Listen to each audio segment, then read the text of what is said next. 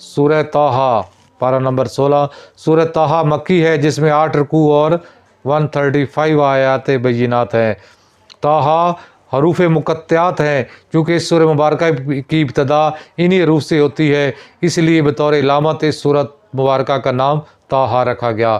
اس سورۃ مبارکہ میں حضرت موسیٰ علیہ السلام کی داستان حیات بڑی تفصیل سے بیان ہوئی ہے۔ چنانچہ مشرکین کی قیادت کو یہ بتایا گیا ہے کہ ان کے طاغوتی رویے فرعون جیسے ہیں۔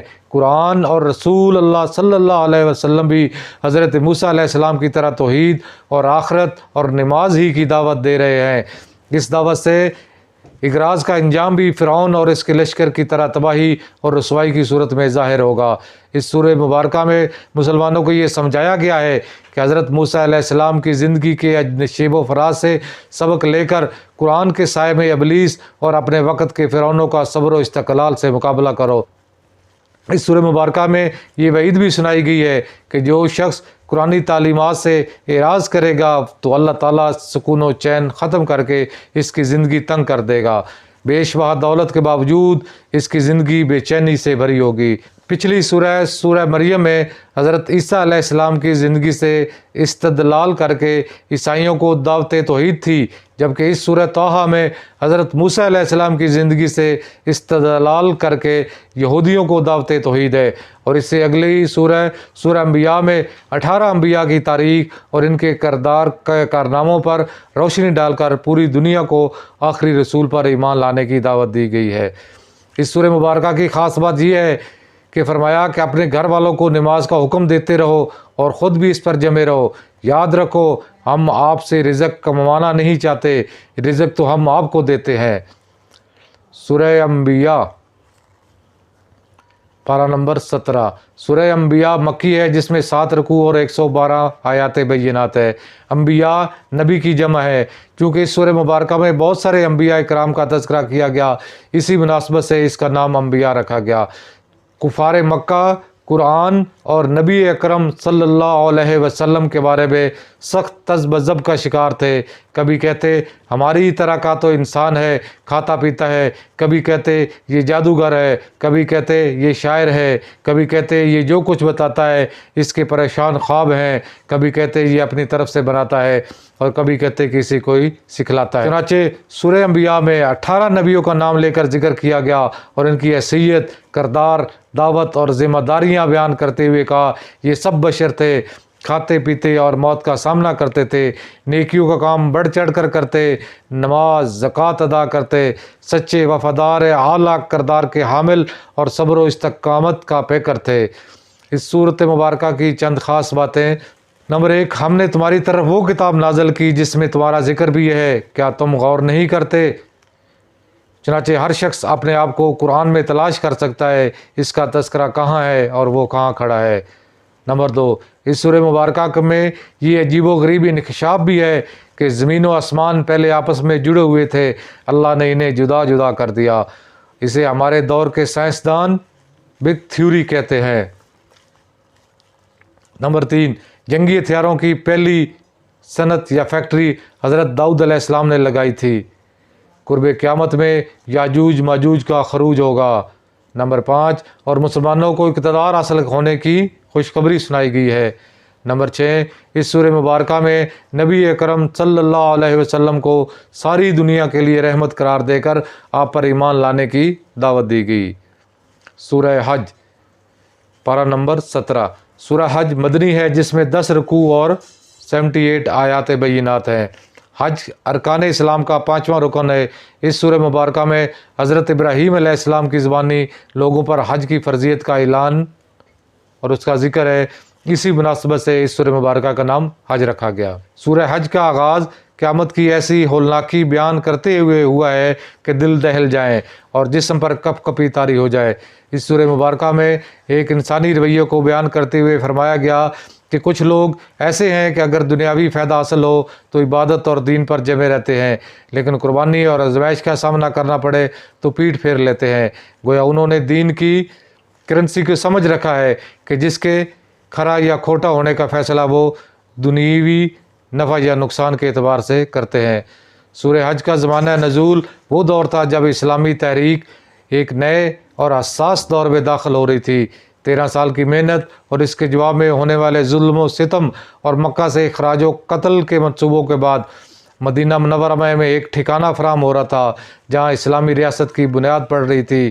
اس سورہ مبارکہ میں جا بجا مسلمان قیادت اور قریش کی قیادت کے مابین تقابل پیش کیا گیا ہے۔ قریش کے متکبر قیادت حضرت ابراہیم علیہ السلام کی میراث کھو چکی تھی، توحید کی بجائے شرک اور آخرت پر یقین کی بجائے شک میں مبتلا ہو چکی تھی، نماز، طواف اور حج میں بدعتوں کو جگہ دی جا چکی تھی، حلال و حرام کے خود ساختہ قوانین بنا کر اللہ کی حاکمیت کو چیلنج کر رہی تھی، اور اس سب کے باوجود خانہ کعبہ کی متولی بھی تھی اور ان کی ساکھ اور مشیت کا انحصار اسی مرتبہ پر تھا۔ دراصل قریشی قیادت ان پیرزادوں پر مشتمل تھی جن کے اندر نہ خوف خدا تھا اور نہ ہی خوف آخرت۔ ان تمام باتوں کے باوجود کسی عقلی یا نقلی دلیل کے بغیر محض تکبر کی بنا پر رسول اللہ صلی اللہ علیہ وسلم سے بحث و تکرار کر رہے تھے۔ چنانچہ سورہ مبارکہ میں قریش کے خلاف فرد جرم عائد کر کے خانہ کعبہ کی تولیت سے معزول بھی کیا گیا اور مسلمانوں کو ان کے خلاف جہاد و قتال کا جواز بھی پیش کیا گیا۔ اس سورہ مبارکہ میں مقاصد جہاد اور مقاصد ریاست بھی بتائے گئے ہیں، اور اسلامی ریاست کی 4 اہم ذمہ داریوں نماز، زکوٰۃ، امر بالمعروف اور نہی عن المنکر سمیت مسلمانوں کو 10 نکاتی ہدایات نامہ بھی دیا گیا۔ اس سورہ مبارکہ کی خاص بات یہ ہے کہ مسلمانوں کو پہلی بار باقاعدہ قتال کرنے کی اجازت اسی سورہ مبارکہ میں دی گئی، اور قتال کے جواز کی وجوہات بھی بیان کر دی گئی، اور یہ بھی بتایا گیا کہ تمہارا نام مسلمان ہے، لہذا مسلمان کے علاوہ اپنے دیگر نام رکھ کر امت میں انتشار پھیلانے کی بجائے اللہ کی رسی کو مضبوطی سے پکڑ کر اسی نام کو اختیار کرو۔ سورۃ المومنون پارہ نمبر 18۔ سورۃ مومنون مکی ہے جس میں 6 رکوع اور 118 آیات بینات ہے۔ مومنون مومن کی جمع ہے، چونکہ اس سورہ مبارکہ کی ابتدائی آیات میں مومنین کی کچھ صفات کا ذکر کیا گیا، اسی مناسبت سے اس سورہ مبارکہ کا نام مومنون رکھا گیا۔ اس سورہ مبارکہ میں مسلمانوں سے ایمان کے بعد اخلاقی، عباداتی اور مالی اعمال کا مطالبہ کیا گیا جو انفرادی اہمیت کے حامل ہیں۔ چنانچہ اگلی سورہ نور میں اسلامی ریاست اور اس کے اداروں کی تنظیم کے لیے قانونی، معاشرتی اور فوجداری قوانین کے نفاذ کا مطالبہ ہے جو اجتماعی اہمیت کے حامل ہیں۔ سورہ مبارکہ کے آغاز میں بندہ مومن کی کردار سازی، تعمیر سیرت کے لیے بنیادی صفات بیان ہوئی ہیں۔ بعض لوگ خالص دہریے اور مادہ پرست منکر آخرت ہوتے ہیں، چنانچہ اس سورہ مبارکہ میں توحید النفسی کی دلیلیں بیان کرتے ہوئے انسانی تخلیق کے مختلف مراحل بیان ہوئے ہیں۔ پھر توحید آفاقی کی دلیلیں بیان کرتے ہوئے 7 آسمانوں، بارش، پھلوں اور چھپایوں کا ذکر کیا گیا۔ پھر توحید کی نقلی دلیلیں بیان کرتے ہوئے حضرت نوح علیہ السلام اور اس کے بعد کی قوموں کا تذکرہ ہے۔ پھر توحید کی عقلی دلیلیں سوالیہ انداز میں بیان کی۔ اس سورہ مبارکہ میں ایک طرف مومنین کی ظاہری اور باطنی صفات بیان ہوئی ہیں تو دوسری طرف مشرکین اور منکرین کے برے اوصاف کا ذکر بھی ہوا ہے۔ ایک طرف قوموں کے قانون استبدال کا ذکر ہے تو دوسری طرف قوموں کی ہلاکت کے اصول بھی بیان ہوئے ہیں۔ ایک طرف اللہ سے رحمت و مغفرت کی دعائیں مانگنے کا حکم ہے تو دوسری طرف ہر کسی سے بے پرواہ ہو کر دعوت و تبلیغ کا کام جاری رکھنے کی ہدایات بھی ہے۔ اس سورہ مبارکہ کی خاص بات یہ ہے کہ اچھے اعمال کرنے اور نیک بننے میں حلال کھانا پینے کا بہت عمل دخل ہوتا ہے، اس لیے حلال کھاؤ اور اچھے اعمال کرو، حرام کھاؤ گے تو کرتوت بھی برے ہی کرو گے۔ سورہ نور پارہ نمبر 18۔ نور کا معنی روشنی ہے، چونکہ اس سورہ مبارکہ کی آیت کریمہ 35 میں اللہ تعالیٰ کے نور ہونے کا تذکرہ کیا ہے، اسی مناسبت سے اس سورہ مبارکہ کا نام نور رکھا ہے۔ اس سورہ مبارکہ میں ایسے آداب و فضائل اور احکام و قواعد بیان ہوئے ہیں جو اجتماعی زندگی کی راہ کو منور اور روشن کرتے ہیں۔ سورہ نور میں زیادہ تر ایسے احکامات بیان ہوئے ہیں جو عفت و عصمت سے تعلق رکھتے ہیں، اس لیے حضرت عائشہ رضی اللہ تعالیٰ عنہا نے یہ سورہ مبارکہ خواتین کو سکھانے کی خاص تاکید فرمائی، اور رسول اللہ صلی اللہ علیہ وسلم نے بھی ارشاد فرمایا کہ اپنے مردوں کو سورہ مائدہ اور اپنی عورتوں کو سورہ نور سکھاؤ۔ چنانچہ اس سورہ مبارکہ میں زنا کرنے اور پاک دامن عورتوں پر تہمت لگانے کی سزا، گھروں میں داخل ہونے، بیڈ روم میں داخل ہونے کے احکام، ज़ेब व ज़ीनत और ज़ेवर के अहकाम, इज्तमाही, फौजदारी, आइली और मुआशरती अहकाम समेत उम्मुल मोमिनीन सैयदा तैयबा ताहिरा हज़रत आयशा सदीक़ा रज़ी अल्लाह ताला अन्हुमा पर मुनाफ़िकीन के लगाए गए इल्ज़ामात की तरदीद और इल्ज़ाम लगाने वालों के लिए अज़ाब अज़ीम की वईद और फ़तह मक्का की खुशखबरी दी गई है। सूरह नूर की पहली ही आयत में ये बात समझा दी गई है कि ये अहकाम महज सिफारशात नहीं बल्कि फ़र्ज़ अहकामात हैं। इस सूरह मुबारका की ख़ास बात यह है कि फरमाया अल्लाह की हदूद यानी शरई सज़ाएँ देते हुए ज़रा भी तरस ना खाओ और शरई सज़ाएँ लोगों के सामने दो ताकि बाकियों को इबरत हासिल हो। जो कोई भी मुसलमानों या मुसलमान मुआशरे में फ़ाशी फैलाएगा अल्लाह इसे दुनिया में भी और आखिरत में भी दर्दनाक अजाब से दो चार करेगा। कायनात की हर चीज़ अल्लाह की तस्बीह करती है और हर चीज़ अपनी नमाज और तस्बीह जानती है कि इसने कैसे अपनी नमाज पढ़नी है। सूरह फुरकान पारा नंबर 18। सूरह फुरकान मक्की है, इसमें 6 रुकू और 77 आयात बैयिनात है। फुरकान का मानी फ़र्क करना और जुदा करना है, यानी वो चीज़ जिसके ज़रिए हक़ व बातिल के दरमियान फ़र्क किया जा सके। कुरान करीम के बहुत से नामों में से एक नाम अल फुरकान भी है जो इस सूरह मुबारका की पहली ही आयत में मज़कूर है। इसी मुनासबत से इस सूरह मुबारका का नाम भी फुरकान रखा गया। इस सूरह मुबारका में मुशरिकीन के मुख्तलिफ़ एतराज़ात का जिक्र किया गया है कि वो कभी तो कुरान करीम को गुज़श्ता लोगों के किस्से कहानियाँ मन गढ़त और जादू कहते हैं और कभी हजूर अकरम सल्लल्लाहु अलैहि वसल्लम की ज़ात अक़दस को निशाना बनाते हुए कहते हैं कि अल्लाह को यही गरीब और यतीम नज़र आया था, इस पर ख़जाने क्यों नहीं नाज़िल होते। ये कैसा रसूल है जो खाता पीता और बाज़ारों में चलता फिरता है। कोई फ़रिश्ता क्यों नहीं है नाज़िल हुआ, अल्लाह नज़र क्यों नहीं आता, कुरान सारा इकट्ठा नाज़िल क्यों नहीं हुआ। चनांचे इस सूरत मुबारका में इन एतराज़ात के मुस्कत जवाब बात भी दिए गए हैं। इस सूरह मुबारका की ख़ास बात यह है कि हजूर अकरम सल्लल्लाहु अलैहि वसल्लम का शिकवा ज़िक्र किया गया जो आप सल्लल्लाहु अलैहि वसल्लम क़यामत वाले दिन अल्लाह ताला से करेंगे कि ऐ मेरे रब, मेरी कौम ने आप इस कुरान को छोड़ दिया था। कुरान को छोड़ने की कई सूरतें हैं। एक ये कि कुरान पर ईमान न लाए, दूसरी सूरत यह है कि ईमान तो हो लेकिन तलावत ना करे, तीसरी सूरत यह है कि तलावत तो करे लेकिन कुरान को ना समझता हो और ना तदब्बर करे, और चौथी ये है कि कुरान का मफ़हूम तो समझता हो लेकिन अमल ना करे और ना ही ज़िंदगी के मामलात और तनाज़ात में कुरान को फ़ैसल बनाए। पाँचवीं सूरत ये है कि कुरान की तबलीग न करे। नाज़रीन, हमें अपने गिरबान में झांकना चाहिए कि हम कुरान को किस किस सूरत में छोड़ चुके हैं। सूरह शुरा मक्की है जिसमें 11 रुकू और 227 आयात बैयिनात हैं। शुरा शहर की जमा है। इस सूरह मुबारका की आखिरी आयात मुबय्यनात में शहरों की हकीकत बयान की गई है। इसी मुनासबत से इस सूरह मुबारका का नाम शुरा रखा गया। मुशरिकीन मक्का आप सल्लल्लाहु अलैहि वसल्लम को झुठलाते हुए कभी शायर कहते और कभी अपनी मर्ज़ी का मौज़ा पेश करने का मुतालबा करते। चनांचे अल्लाह ताला ने हलाकत कौम के 6 बड़े किस्से बयान करके मुशरिकीन को तंबीह करने के लिए के साथ साथ नबी अकरम सल्लल्लाहु अलैहि वसल्लम की दिलजोई की कि अगर अल्लाह चाहे तो ऐसी निशानी या मुआज़ा ज़ाहिर कर सकता है जिसे देखकर वो ईमान ले आएँ, लेकिन अल्लाह को तो वो ईमान मतलूब है जो ईमान बिल गैब हो। 7 अंबिया कराम और इनकी अपनी अपनी कौमों के साथ कशमकश बयान करके ये समझाया है कि इन सब की पुकार और बुनियादी दावत एक ही थी और अब रसूल अल्लाह सल्लल्लाहु अलैहि वसल्लम जो कुछ पेश कर रहे हैं ये नया नहीं बल्कि इसी का तसलसल है।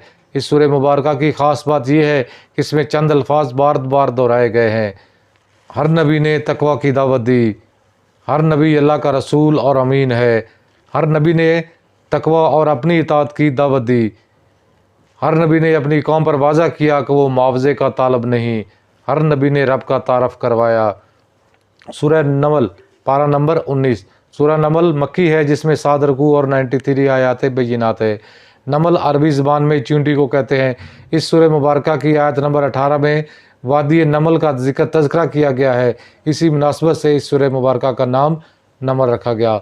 सूरह शुरा में एक हलाकत शुदा कौमों के मनफी रवैयों से इबरत हासिल करने का मशवरा दिया गया, जबकि इस सूरह मुबारका में तस्वीर का दूसरा रुख है, यानी यमन की मलका ने नबी की दावत कबूल करके कामयाबी हासिल की, लिहाजा इस मुस्बत रवैये से इबरत हासिल करो। سورہ نمل میں حضرت موسیٰ، حضرت صالح اور حضرت لوط علیہ السلام کے قصے اجمالی طور پر، جبکہ حضرت داؤد اور حضرت سلیمان علیہ السلام کے قصے قدر تفصیل سے بیان کر کے یہ بات واضح کی گئی کہ اقتدار کو دعوت توحید کے لیے استعمال کرنا چاہیے۔ ان دونوں حضرات نے اتنی بڑی سلطنت اور آئے روز پیش آنے والے عجیب و غریب مظاہر کو دیکھ کر کبھی تکبر نہیں کیا، بلکہ اللہ کے سامنے عاجزی اور انکساری کی۔ ہمیشہ اللہ کا شکر ادا کیا اور ان انعامات کو اللہ کا فضل قرار دیا۔ اس میں اللہ کی قدرت کے دلائل 5 مرتبہ سوالیہ انداز میں بیان کیے گئے ہیں، یعنی آسمان و زمین کو کس نے پیدا کیا، بارش کون برساتا ہے، فصلیں اور کھیتیاں کون اگاتا ہے، مصیبت، تکلیف اور بیماری میں کس کو پکارا جاتا ہے، بحر و بر کی تاریکیوں میں کس کو پکارا جاتا ہے، انسان کو پہلی بار کس نے پیدا کیا اور دوبارہ کون پیدا کرے گا۔ اس سورہ مبارکہ کی خاص بات یہ ہے کہ حضرت سلیمان علیہ السلام کی کابینہ میں موجود اللہ تعالیٰ کے ایک ولی نے ایسا بڑا کارنامہ سر انجام دیا جو جنات بھی نہ کر سکے، یعنی پلک چپکتے ہی بلقیس کا تخت حاضر کر دیا۔ یہ اس ولی اللہ کی کرامت تھی جو اللہ کے حکم سے اس کے ہاتھ پر ظاہر ہوئی۔ سورہ قصص پارہ نمبر 20۔ سورہ قصص مکی ہے جس میں 9 رکوع اور 88 آیات بینات ہیں۔ قصص کا معنی واقعات یا قصے ہیں۔ اس سورہ مبارکہ میں حضرت موسیٰ علیہ السلام کے قصے تفصیل کے ساتھ بیان ہوئے۔ اسی مناسبت سے اس سورہ مبارکہ کا نام القصص رکھا گیا۔ مکی زندگی ابتدائی مدت میں جب قریش حضور اکرم صلی اللہ علیہ وسلم کو حد سے زیادہ تنگ کر رہے تھے اور طرح طرح کے الزامات بھی لگا رہے تھے، اس زمانے میں اللہ تعالیٰ نے یک بعد دیگرے سورہ شعراء اور سورہ نمل اور سورہ قصص نازل فرما کر مثبت اور منفی رویوں کا ذکر کرتے ہوئے بتایا کہ انسان کو تکبر اور فساد فی الارض سے بچنا چاہیے، ورنہ فرعون اور قارون کی طرح اخروی زندگی کے علاوہ دنیوی زندگی میں بھی عذاب سے دوچار کیا جا سکتا ہے۔ قریش کی متکبر قیادت کو ان تاریخی واقعات سے عبرت حاصل کرنے کا مشورہ دیا گیا۔ چنانچہ سورہ قصص میں حضرت موسیٰ علیہ السلام کی تفصیلی واقعات کا ذکر کرتے ہوئے فرعون جیسے متکبر ڈکٹیٹر اور اس کے وزیر حامان، ان دونوں کے ماتحت کمانڈروں اور فسادی سرمایہ داروں قارون کے عبرتناک انجام کا ذکر کیا اور نافرمانیوں جیسے رویے رکھنے والوں کو تنبیہ کی گئی کہ تمہارا انجام بھی ایسا ہو سکتا ہے۔ اس سورہ مبارکہ میں فرعون کے خلاف فرد جرم بھی عائد کی گئی۔ فرعون متکبر اور سرکش حکمران تھا، لوگوں کو تقسیم کرو اور حکومت کرو کی پالیسی اختیار کیے ہوئے تھا، نسل پرست تھا، نسل کش بھی تھا، فسادی تھا، الہ اور رب ہونے کا دعویٰ دار تھا۔ سورہ مبارکہ کی خاص بات یہ ہے کہ کتنی ہی قومیں ایسی گزری ہیں جن کو اپنی معاشی ترقی پر بڑا ناز تھا، لیکن اللہ نے اس چیز کو ان کی ترقی کا ذریعہ تھی عذاب بنا کر تباہی پھیر دی۔ اللہ کسی بستی کو اس وقت تک تباہ نہیں کرتا جب تک اپنی آیات پڑھ کر سنانے والے اس بستی میں نہ بھیج دے۔ آج میڈیا کے ذریعے تلاوت آیات بھی اسی حجت کے تمام ہونے کا ذریعہ بن رہی ہے۔ سورہ عنکبوت مکی ہے جس میں 7 رکوع اور 69 آیات بینات ہے جو پارہ 20 میں ہی ہے۔ عنکبوت مکڑی کے جالے کو کہتے ہیں۔ اس سورہ مبارکہ کی آیت کریمہ 41 میں کفار و مشرکین کے عقائد باطلہ اور فتنوں کو مکڑی کے جالے سے تشبیہ دی گئی ہے۔ اسی مناسبت سے اس سورہ مبارکہ کا نام عنکبوت رکھا گیا۔ مکی زندگی میں جب مشرکین کی طرف سے ظلم و ستم کی انتہا کر دی گئی تو 9 مسلم صحابہ کرام بہت پریشان تھے، چنانچہ اللہ رب العزت کی طرف سے مسلمانوں میں عزم و ہمت پیدا کرنے کے لیے سورہ مبارکہ نازل کی گئی۔ جیسے مکڑی کا گھر ظاہری اور باطنی لحاظ سے کمزور ہوتا ہے، ایسے ہی فتنے اور غیر اللہ کے سہارے کمزور ہوتے ہیں۔ مکڑی کا گھر بظاہر لحاظ سے گنجلک، نہ سمجھ آنے والا، انٹریکٹ یعنی توجہ کھینچنے والا، ڈراؤنا اور حیرت زدہ کر دینے والا ہوتا ہے، لیکن جھاڑو کی ایک تیلی سے 1 سیکنڈ میں لپیٹ کر ختم کرنا ممکن ہوتا ہے۔ اسی طرح باطنی طور پر مکڑی کے گھر کی کمزوری یہ ہے کہ مادہ بچے جننے کے بعد نر کو قتل کر دیتی ہے اور پھر بچے بڑے ہو کر ماں کو قتل کر دیتے ہیں۔ اس سورہ مبارکہ میں خبردار کیا گیا ہے کہ محض زبان سے ایمان کا اقرار جہنم سے نہیں بچا پائے گا، بلکہ اللہ آزمائش کے ذریعے ظاہر کرے گا کہ کون سچا اور کون جھوٹا ہے۔ اگر زمین تو ہم پر تنگ کر دی گئی ہے تو کیا ہوا، اللہ کی زمین بہت وسیع ہے، کسی دوسرے علاقے میں ہجرت کر لو۔ دنیا کی زندگی محض ڈرامہ ہے، جس طرح ڈرامہ ختم ہوتے ہی سارے کردار اثر روم میں آ جاتے ہیں، اسی طرح زندگی کی سانسیں ختم ہوتے ہی امیر غریب حکمران عوام سب ایک جیسے کفن میں ایک جیسی قبر کی کوٹھڑی میں چلے جاتے ہیں۔ اس سورہ مبارکہ میں یہ اہم ہدایت بھی دی گئی ہے کہ مشکل حالات سے نکلنے کے لیے 3 کام کرے۔ نمبر 1 تلاوت قرآن پاک، نمبر 2 اقامت الصلاۃ، اور نمبر 3 اللہ کا ذکر۔ اس سورہ مبارکہ کی خاص بات یہ ہے کہ اگر کسی علاقے دفتر یا کسی کمپنی وغیرہ میں دین پر عمل کرنا مشکل ہو تو کسی دوسری جگہ ہجرت کر لینی چاہیے۔ اس بات سے نہیں گھبرانا چاہیے کہ رزق کہاں سے آئے گا، کیونکہ جتنے ہی جانور ہیں جو رزق اٹھائے نہیں پھرتے، اللہ انہیں بھی رزق دیتا ہے اور تمہیں بھی دے گا۔ اللہ تعالیٰ قرآن پاک پر عمل کرنے کی توفیق عطا فرمائے، اس پر عمل پیرا ہونے کی توفیق عطا فرمائے۔ آمین ثم آمین۔